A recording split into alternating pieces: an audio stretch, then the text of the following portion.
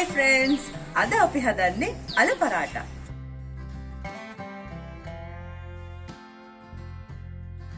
Amazing Sundar India channel එකේ මගේ videos දිගටම බලන්න, subscribe, like, share කරාට බොහොම ස්තුතියි. මේක ඕගොල්ලෝගේ පළවෙනි වීඩියෝ එක නම් අමතක කරන්න එපා subscribe කරන්න. මොකද ඉන්දියාවේ තියෙන විශේෂ සිදුවීම් අහන්න දකින්න පුළුවන් මාත් එක්ක රැඳී සිටියොත්. අල පරාටා කියන්නේ අල වලින් අල පුරවලා හදන රොටියක්.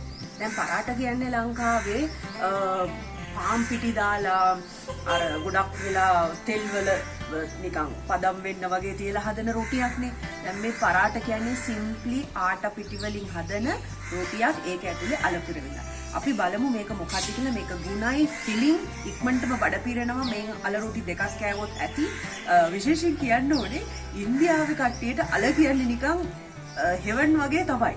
අද හදන මේ අල පරාටක කියන්නේ වෙජිටේරියන් ඉන්දියන්ස්ලාගේ තියෙන නිකන් ඉහළම ගණේ සුපිරි කෑමක්.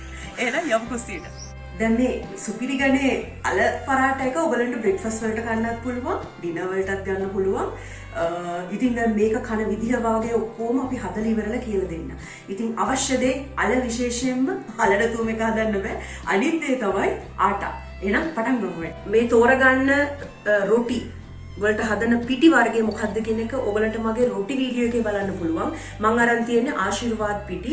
ඔයගලන්ට පුළුවන් ලංකාවේ පිල්ස්බෙරි ස්ටාර් 7 ස්ටාර් කියලා පිටි වර්ගයක් හම්බෙනවා. ඔය ඕන එකක් ගන්න පුළුවන්.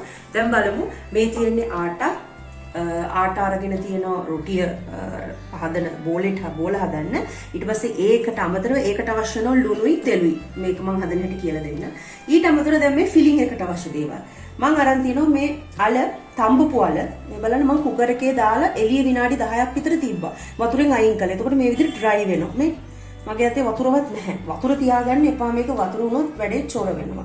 ඊට පස්සේ මට ඕනේ මේ කොරියන්ඩර් මේක ඔයගලන්ට අවොයිඩ් කරන්නත් පුළුවන්. ඉතින් අර මම කිව්වා වගේ ලංකාවේ ඉතින් මේවා ගණන්නේ නැද්ද? ඊළඟට මේ ඇවිල්ලා අමු මිරිස්. දැන් මේ අවශ්‍ය මසාලා වර්ග. මේ තියෙන්නේ 3-5 කුඩු ඔයගලන්ට ගන්න පුළුවන්. මම අරන් තියෙන්නේ ජීරා, කොරියන්ඩර්. ඒ කියන්නේ කියුමින් and කොරියන්ඩර් පවුඩර් තමයි මම අරන් තියෙන්නේ. ඔයගලන්ට මේ වලට 3-5 ගත හැකි. මේ මිරිස් කුඩු, ඊට පස්සේ මේ කහ, මේ ලුණු, මේ සූදුරු ඇට. ඉතින් සූදුරු ඊළඟට මේ දෙහි යුෂ චුට්ටක්. ඊට පස්සේ මේ ඇවිල්ලා ජින්ජර් එක්වි ඉඟුරු. ඊට පස්සේ මගේ මේ ගී බෝතලේ ගී චුට්ටක් තියෙනවා හදන්න. දැන් ආටේ කනාගමු. ඔන්න මම ලුණු දාගත්තා. ඊට පස්සේ මම තෙල් දාගත්තා. මේකටම තෙල් චුට්ටක් තියෙනවා. හරි. දැන් ඉතින් වතුර ගත්තා. අනන වැඩේ කරමු. ඉතින් අර කියන්නේ අතපය වෙව කරගෙන හරි අනන්න ඕනේ මේක හොඳට සිනිඳු වෙන්න. ඉස්සෙල්ලා මේක ඇතුලේ තියෙන ඒවා හොඳට අපි මෙහෙම කරකවලා ගමු. එන්න දැන් මම අනනවා හොඳේ.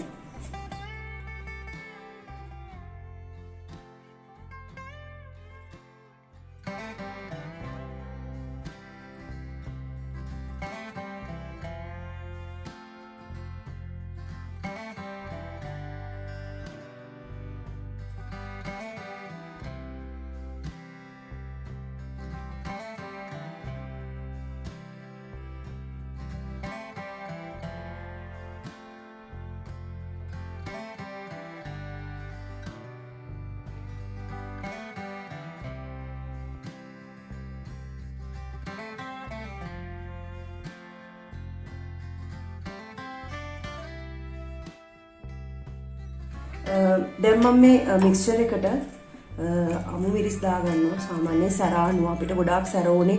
ඒක නිසා මම කියන්නේ දාගන්න ටිකක්. ඊළඟට පොඩ්ඩක් දාගත්තා කොරියන්ඩර් ලීව්ස්. ඔයගලන්ට ඒක අතාරින්න පුළුවන්. මේ ඇවිල්ලා ඉඟුරු. ඊට පස්සේ අර දෙහි යුෂ චුට්ට දාගත්තා. මේකේ පේස්ට් එකක් හදාගන්න ඕනේ. මේ බලන්න මගේ පේස්ට් එක දැන් මේ උගුරටත් එනවා. මේක හොඳට මේ අමු මිරිස් මේ ඔබලන්නේ තියෙන්නේ. අල ටික දැන් පොතු අරගමු. ඔයගලන්ට බලන්න පොතු අරිනකොට තේරෙන්නේ මාර ඩ්‍රයි මේක. එළියෙන් තිබ්බහම තමයි වැඩේ වෙන්නේ. නැත්තම් තෙත වුණොත් මොකද වෙන්නේ? ප්‍රශ්නයක් නැහැ. තෙතේක වැඩේ තියෙන්නේ අර පුරවනකොට. පුරවලා ආයි රොටිය මේ අනන්නේ බෑ. කියන්නේ රොටිය ස්ප්‍රෙඩ් කරන්නත් බෑ. අන්න එතකොට පිට පනිනවා. වතුර වගේ තිබ්බොත්. ඒක නිසා මේක එළියෙන් චුට්ටක් තිබ්බහම මේ නෝමල් වෙනවා. මේ බලන්න වතුර ඩිංගක්වත් නැහැ. මට හොඳට මේක ඩ්‍රයි දැන්. අපේ ඉතින් අල වතුරේ දාලානේ අනිත් එක ගොඩක් වතුරේ දාලා තඹනේ ඉන්නේ පැය ගන්න. අපි එවනේ අල වෙව කරන්නේ. ඒකට දැන් ඉන්දියාවේ නම් අපි කරන්නේ ටක් ගාලා ප්‍රෙෂර් කුකර් එකේ දානවා විනාඩි 10යි. මේ විදියට අල ටික දැම්ම වෙනවා. ඉතින් මේ ඊළඟට මේ විදිහට එළියෙන් තිබ්බ ගමන් මේක ඩ්‍රයි වෙනවා. ලංකාවේ ඔයගොල්ලන්ට කරන්න තියෙන අල ටික තඹගෙන ටක් ගාලා බා ගන්න එළියට. බාලා එළියෙන් තියන්න. දැන් මගේ අල ටික රෙඩි. මෙන්න ඉක්විප්මන්ට් එක මම අල ටික තලා ගන්නවා දැන්. උඩට තලා ගන්න ඕනේ නිකන් පේස්ට් එකක් වෙන්න. මේක ඔයගොල්ලන්ට ගැරුපෙනුත් කරගන්න පුළුවන්. ඉතින් අතිරොත් කරගන්න පුළුවන් ගැරුපක් අවශ්‍යත් නැහැ උදේ. මට මෙහෙම තියෙනවා ගන්න පේනවා මේක යන්තම්වත් චූටි කෑල්ලක්වත් හිටින්නේ නැහැ මේ චොපර් එකෙන් කරනකොට.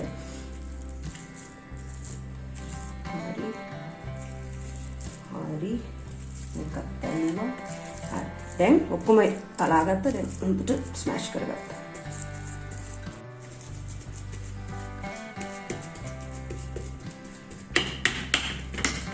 මිරිස් ටික දැම්මා. යන්තම් තිබ්බහම ඇති. දැන් මොකද මම මේකට වැඩිපුර දැම්මා. මට ඇත්තටම මේකෙන් වැඩි සැර එනවා රතු එකට වඩා. රතු චුට්ටයි දාගන්න. ගත්තට මම මෙච්චර දාන්නේ නැහැ. හොඳේ. කහ දාගන්න.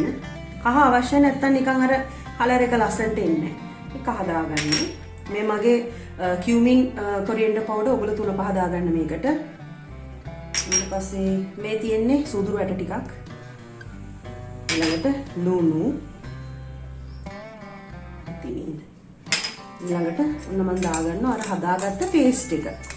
දෙහි අමු මිරිස් ටික චොප් කරගත්ත අමු මිරිස් ටික ඊළඟට මොනවද ඉඟුරු මතකයිනේ. ඔන්න මම නම් ඉතින් අතින් තමයි මේක කරන්නේ. ඉතින් ඔයගලන්ට හැන්දෙනුත් කරත හැකි. මේ විදිහට මම ඔක්කොම අරගෙන හැම එකේම ගෑවෙන්න ඕනේ. මොකද අතින් ඇයි මම කරන්න කියන්නේ අතින් එතකොට අහු වෙනවනේ. පොඩි නොවෙච්ච අලයිනේ ඒකත් අතට අහු වෙනවා. එතකොට ඒකයි මම කියන්නේ ඔයගොල්ලෝ අතින් කරන්න මේ වැඩේ. හරිය. මට හිතෙනවා කහ පොඩ්ඩක් මදි කියලා. මම තව කහ ටිකක් දාගන්නවා මේකට. කහ දාගත්තා. මෙන්න මේ විදිහේ පාටක් එන්න ඕනේ ලස්සන. හරි. ඔයගොල්ලන්ට පේනවද මේක තෙතමනේ අඩුයි දැන් මේකේ. මේ මට අහු වුණා තව කෑල්ල. මේ අතින් කරන එකේ වාසිය එකයි මේ. ඔයගොල්ලන්ට තේරෙයි පස්සේ හදනකොට මේක ඇයි මේ කෑලි තිබීම ප්‍රශ්නයක් වෙන්නේ කියන එක. ඒකයි මම මේ අතින් කරන්නේ. හරි. මෙසි තමයි. ඉතින් ඔන්න දැන් හරි. දැන් මම මේකේ පොඩි පොඩි බෝල හදා ගන්නවා. හදාගෙන තියාගත්තාම ලේසි.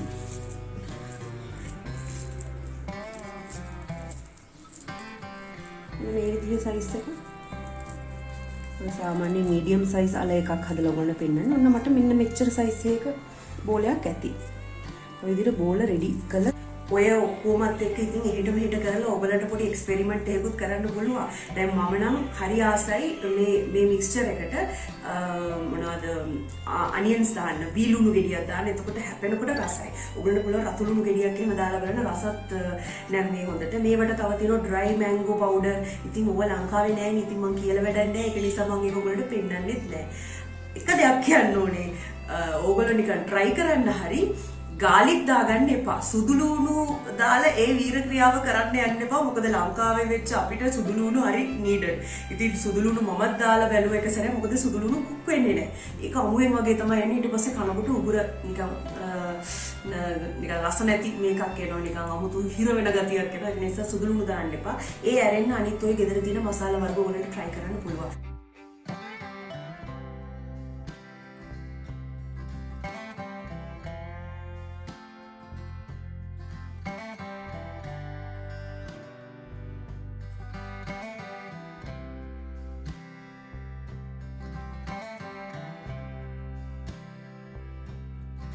දැන් හදන්න පටන් ගමු. ගෑස් එක ඔන් කරලා අන්න මම රොටි තැටිය තියාගත්තා. සාමාන්‍ය රොටි තැටිය හොඳට රක් වෙන්න ඕනේ. ඉතින් එතකන් අපි දැන් බෝල හදාගමු ආටයි. මේ බලන්න. දැන් හරිනේ. විනාඩි 15ක් 20ක් විතර වුණා ඇත්තටම.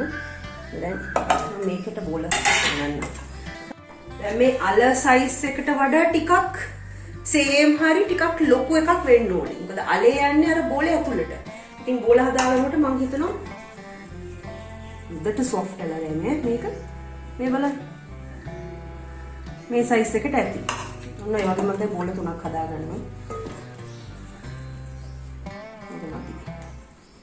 හිතේ මානෙට මේ ඔක්කොම වෙන්නේ. ඉතින් අපි කොහොමද ලංකාවේ කෑම හදන්නේ? ඒ වගේ තමයි ඉතින් දැන් මට හිතේ වාරයට හදන්නේ ඕගොල්ලෝ එක සැරයක් විතර හැදුවට පස්සේ මේ ක්‍රමයට ඕගොල්ලන්ට ආයෙත් ඉතින් මේක සිම්පල්.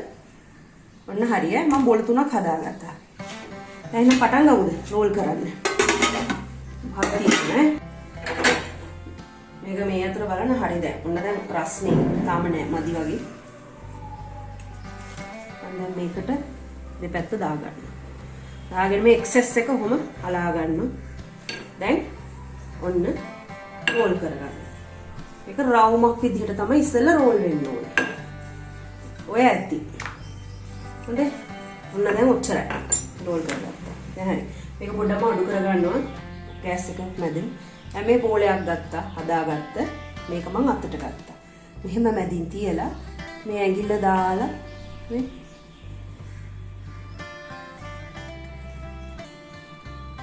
මම දාලා මේක නිකන් බෑග් එක වගේ මේක කරකවලා. හරිද? වැඩිපුර රොටිය දාගන්න නරකයි. එතකොට අලේ රස එන්නේ නැහැ. මම මේ උඩින් තියෙන ටික අයින් කරනවා. ඒ කියන්නේ වැඩි. කැරකැව්වා. උඩ ටික වැඩි. මම ටික අයින් කරනවා. දැන් හරිනේ. ඇතුලේ තියෙන්නේ. මම දැන් ටිකක් කොහොම අතින් සෙට් කරගෙන එනවනේ. ආයි ලුකුම වැඩි. හොඳේ දැන් මේක ඇතුලේ අල තියෙනවා.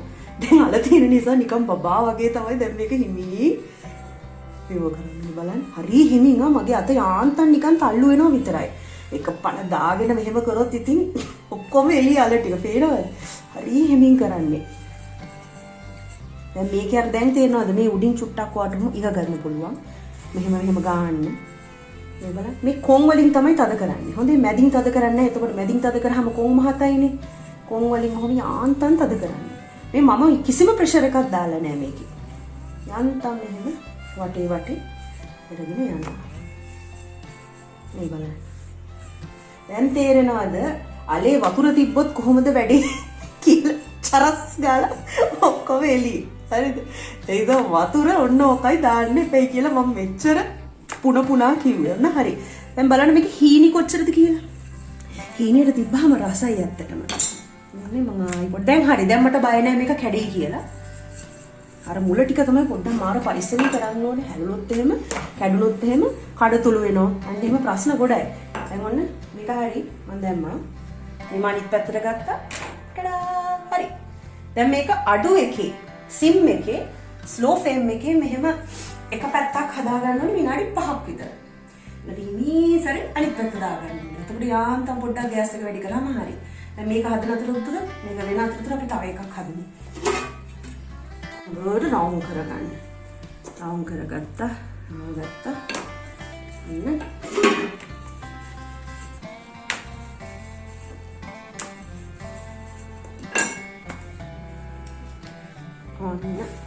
සමහර අය මෙහෙමත් කරනවා මේ 1 2 3 ඕන විදිහක් කිසි අවුලක් නැහැ. එකම දේ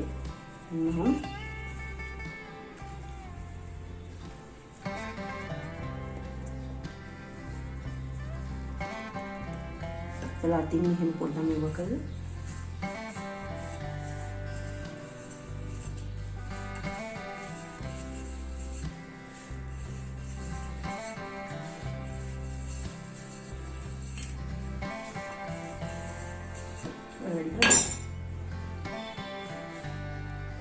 දැන් මේක මම පොඩ්ඩක් අතෑරියා.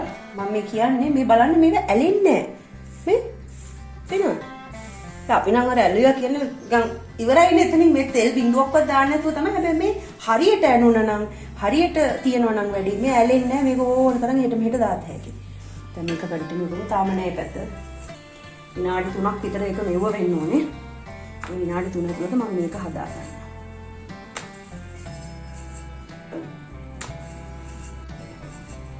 පේනවද දැන් මේ මෙතන මෙහෙම කෑල්ලක් ආවා. ඒක එකතු වෙලා වැඩි එතන. it's okay. ඒක ගැන එච්චර හිතන්න එපා. ඒක පලා ගන්න නැතුව කරොත් එච්චර හදිස්සියේ දැන් අපි ඉතින් එක්ස්පර්ට්ලා නෙමෙයිනේ. ඔන්න දැන් මෙතනින් එළියට ආවා. හරි. පොඩ්ඩක් ඉන්න මම මේක එහා පැත්ත දානවා. අන්න දාගත්තා. මම පොඩ්ඩක් ගෑස් එක වැඩි කරා. පේනවද? ගෑස් එක වැඩි කරා යන්තම් අනිත් පැත්ත දාලා තියෙන්නේ. දැන් ඔන්න උඩට එනවා. ඒ අතර මට මේක කියන්න ඕනේ මම දැන් මේ කී හිටියේ මං ඉතින් එක්ස්පර්ට් කෙනෙක් නෙමෙයිනේ. අපි හිතමු දැන් මෙතන මෙහෙම පැලුණා. එතකොට මොකද වෙන්නේ? පොඩි පැච් අප් එකක් දාලා උඩට ෂේප් කරතේ කියලා. මෙන්න මෙහෙම දැම්ම ඉතින් ආදී. ආයෙත්තරක සෙට් කරගන්න. ලේසි නේද? අද දෙයටම උත්තර තියෙනවා මේ. දැන් මොන මේක හරි මම අත හොදගෙන පටන් ගන්නම් මේක තලන්න ඕනේ දැන්. ඔය අතර මම ගී එක ලෑස්ති කරගෙන ඉන්නේ. ඔයගලන්ට ගී වෙනුවට බටරුත් ගන්න පුළුවන්. කිසි අවුලක් නැහැ හොඳේ.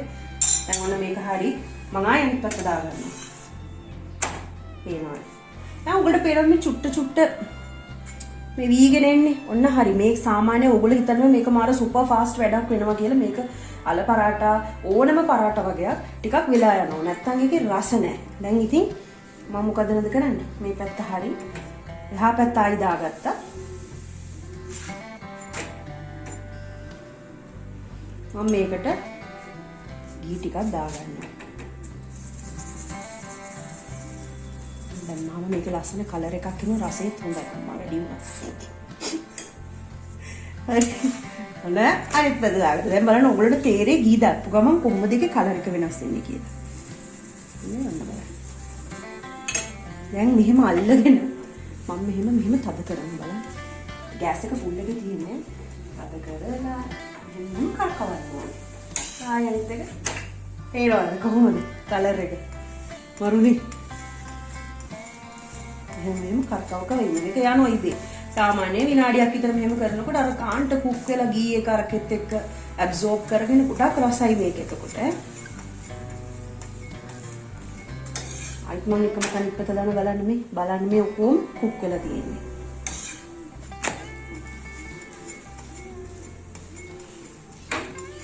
ඔයගොල්ලෝ දන්නවද සමහර අය හදනවා දැන් මේකේ මේ අලේ පේන්නේ නැහැ. ඒකත් කතාව විදිහක් තියෙනවා. ඒ කියන්නේ ඒක ඉස්සෙල්ලා එක ලේයර් එකක් හදලා ඇතුළ තියලා උඩින් තව ලේයර් එකකින් වහනවා. එහෙමත් කරත හැකි. එතකොට ඒකේ ආට ගොඩයිනේ නේ. පිටි ටික ගොඩයි එතකොට මට මම මේ විදිහට කැමති නෑ. මම කැමති මේ විදිහට කරන්නේ. ඒකේ පිටිත් ඒ ගානයි මේකත් මේකයි. හරි. දැන් මම ගෑස් එක අඩු කරා බෑවා. ඔන්න මගේ පරාටක රෙඩි. දැන් ඔන්න අනිත් එක ඉස්සුවා. මෙහෙම ගත්තා. දැම්මා. මේ මගේ බ්‍රෙක්ෆාස්ට් එක. දැන් අල පරාටයක් එකක් තියෙනවා. මම මීකිරි ගත්තා. මීකිරිත් එක්ක මම දාලා තිනු පැණි ටිකක් උඩින්. ඕගලන්ට පැණි රසට මේක කැමති නැත්නම් ඕගලන්ට පුළුවන් ගම්මිරිස් ටිකක් ටිකක් දාලා මික්ස් කරගන්න. කැමති විදිය. ඊට පස්සේ මම මේ ගත්ත අච්චාර එකක්. මේ අච්චාර එක විලා ටිකක් ස්වීට්. අපේ දෙහි අච්චාරු වගේ මේක ටිකක් පැණි රස එකක්. මේක ඊට පස්සේ බටර් ගත්තා. සැර අච්චාරයකුත් ගන්න පුළුවන්. ඉතින් මට සැර මේක ඕල්රෙඩි සැර නිසා මම ගන්නෙ නෑ. ඕගලන්ට පොඩි ළමයිට එහෙම මේක ජෑම් එක, මාමයිට් එක, බටර් එක ඕන එකක් එක්ක දෙන්න පුළුවන්. අවුලක් නෑ. කාලා බලමු දැන් කොහොමද කියලා. මේක දැන් මෙහෙම අරගෙන ඉස්සෙල්ලා අපි බටර් එක කාලා බලමු. බටර් චුට්ටක් ගාගෙන මේකේ අල හොඳට දැනනවා. එහෙනම් කිව්වේ අල ගෙඩියයි අල ප්‍රමාණය ආට එකයි හොඳට ආවා මුළු අල ස්ප්‍රෙඩ් වෙලා අලේ රස එනවා කොටින්ම. ඊට පස්සේ දැන් බලමු අපි කිරිත් එක්ක මිකිරි එක්ක පිළිලෝගේ තමයි. හරි. එකක් කියන්න ඕනේ. ගෙවල් වල තියෙනවානේ අපේ මැලි අච්චාරු. මට හිතෙනවා මැලි අච්චාරුත් මේකත් එක්ක රසයි. මම කවදාක try කරලා නැහැ. මට හිතෙනවා මැලි අච්චාරුත් හොඳයි. පුතුන්නේ chili paste එක්කත් රසයි මේක. ඒක නම් මම try කරලා තියෙනවා. එහෙනම් ඉතින් amazing සුන්දර ඉන්දියා හැමදාමත් ගේන interesting topic. අල පරාටා කියන්නේ ගොඩක්ම ඉන්දියාවේ ප්‍රසිද්ධ කෑමක්. ඒක ඔයගොල්ලෝ ඉගෙන ගත්ත කියන්නේ ඉතින් ගොඩක් දේවල් දන්නවා දැන් ඉතින්. එහෙනම් ඊළඟ සතිය හම්බ වෙමු. Bye.